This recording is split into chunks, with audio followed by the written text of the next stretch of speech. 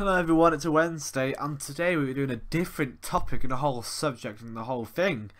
Today we're going to be talking about, which I'm going to be introducing, I wouldn't really say it's story time, but I'll just say, do you know what, I'm going to call it past experiences. So I'm going to talk about an experience which I haven't really shared with a lot of you, and I believe it should be heard because it's quite serious. This isn't controversial, don't worry, so you don't think, this stuff for that. So, I'll tell you a story of how I nearly ended my life. So, it was 2013 and me and the lads were going to a cliff, tombstone into the water, a bit of fun, bit of adrenaline, get rid of the heat, jump in the seawater. Make sure you don't get attacked by sharks, basking sharks especially. The ones that have got no teeth, but Anyway, back to the point. We came on low tide, well kind of low tide. And when you jump off, there's a thing on the shore. And it's so stupid because it changes every year. So what was that at the moment? Were these metal slippery humongous staples on the wall, I guess. I mean, they were just there, they were just sticking out, and I mean the lads were thinking, okay, this is gonna be kinda tough, we're gonna have the upper body strength. They managed to get up, and obviously, as you can tell, I did not. And this is the point where I started to panic. Because I thought, it's low tide. How am I going to get up? How am I going to get up? And normally on high tide, there is an alternative route, which is so dangerous, but it's so easy. When it's high tide, there's a bit called faggots, which, as you can tell, people jump off and it's tiny and etc. And basically, you can climb that. However, there's a twist to it. It's because obviously the limestone obviously dissolves and etc. It becomes nimble and it becomes sharp and it becomes like all rigid, and it's really pointy, and it's like no one understands. So when you climb it, you are expected to have cuts on your feet, your hands, your legs, your wrists, your arms, etc. And yeah, that was not a good way to climb up here, and you had to sometimes dig your knees into the sharp limestone sticking out, and just painful thinking about it. But because it was low tide, I could not go that way. And here was a scenario. We thought, if we get one of our parents, and by the way, because we were in 2013, I was age 13 to 14, I believe, and obviously parents don't want their kids to be jumping off cliffs now, do they? I was told not to go there, but I wasn't told if I would, never go there. But I was recommended not to go there by my mother, and she was like, just make sure you're safe at all times and just don't risk it if you have to.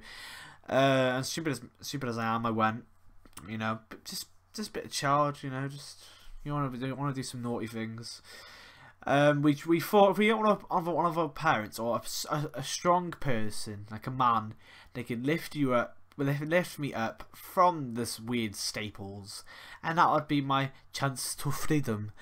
But that wasn't the case. We stood there. Well, bless them. They stood there for like 2.5 hours, and I was just sitting there with my tets on the shore, sitting there, kind of getting cold now. It's like about 4 o'clock in the afternoon now. It's getting getting colder, and I thought, okay, I can't get up that way.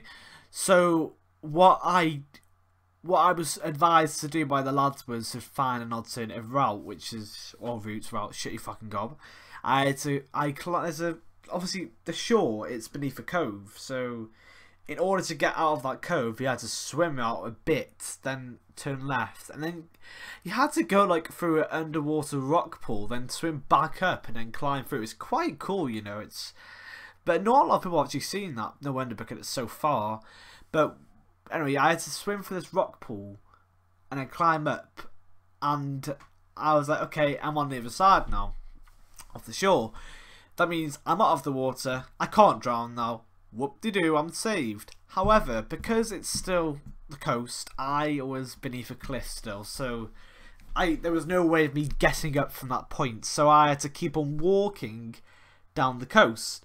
And obviously because, you know, limestone is such a weak rock, you know, erosion, you know, all this stuff. Cliffs are so flat on the side and they're so tall, and that's why they call them cliffs, is because there's such a big drop because it's been dissolved.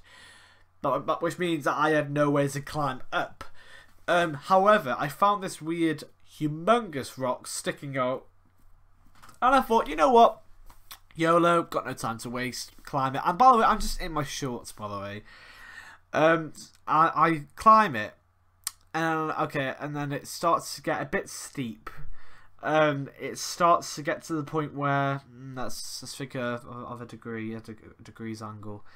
That's I would say it was about 70 degrees depth, well, gradient. That's really dangerous, you know, to climb a cliff. Oh my god, I was thinking about it now, it's horrible.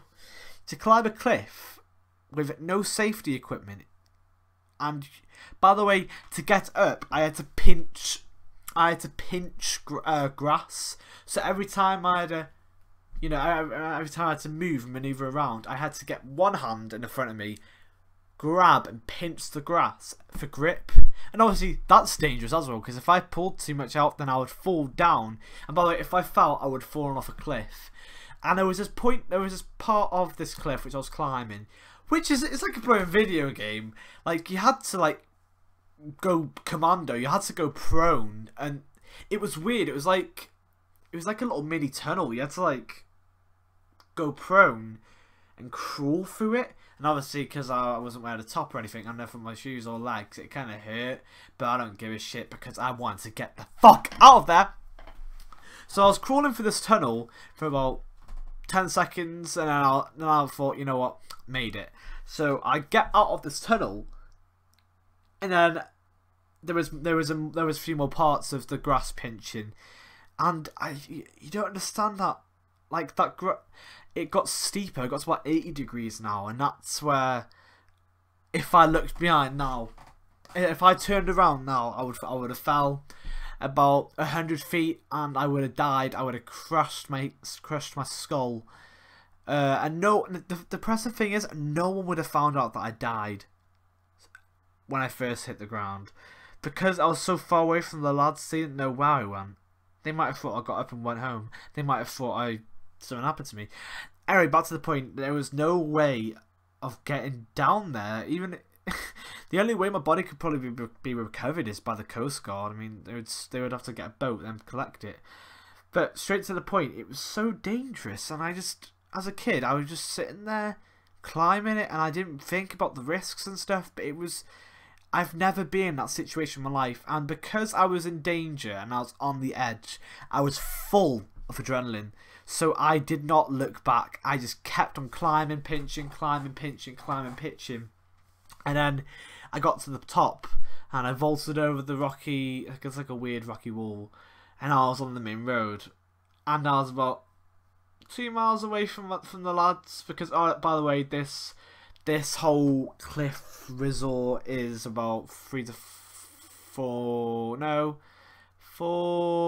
5 miles long. And obviously that means it's a long journey, so I had to walk bare feet on a concrete road, with basically nude, with shorts, with my tits sticking out towards the lads. I couldn't jog because every time I jogged it hurt my feet. And then also, you won't believe this, but then I came across a herd of sheep and goats, and they all sort of give me the look, like, you know, that look of like, fuck off, go back where you came from now before I shove my arm up your arse. And I was like, no shit, bitch, please, I'm going through this right now, if you like it or not. And I just I kept to the side of the road, and one of the goats, which probably tried to prove he's a blown knob or something, started like spitting at me, like, and like spitting towards my direction, and I was like, fuck off, and I just kept walking. And probably not as severe as climbing a cliff. I could have got bummed by those goats and sheep. Like they would have got all the fluff on me, and they would have made me suffocate. I would have died. And then when I got back to the lads, I kept it quiet. I kept the whole journey. I kept the whole experience quiet. Because who cares about me? Who cares about a fat ginger kid climbing a cliff with no safety equipment? And I probably will post a picture soon on my Facebook or Instagram of how deep that cliff was and where the parts are climbed up, and I'll show you. I'll try and take a picture of that tunnel which I had to go through. But I would love to share you.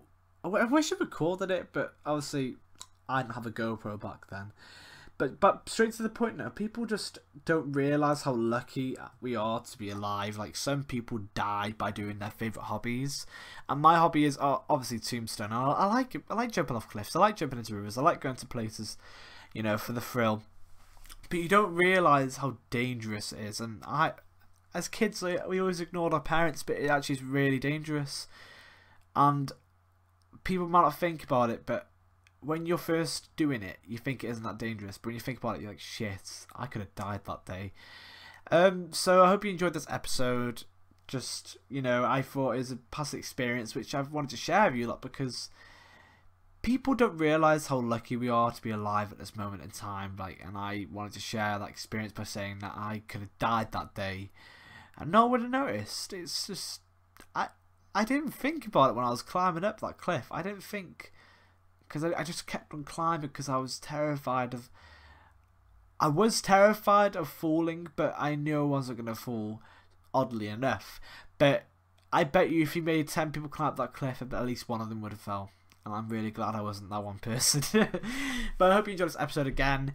And I'll probably, if this is a good amount of reviews and audience, then I'll probably continue this series. I might even mix it, a bit of podcasts and a bit of this.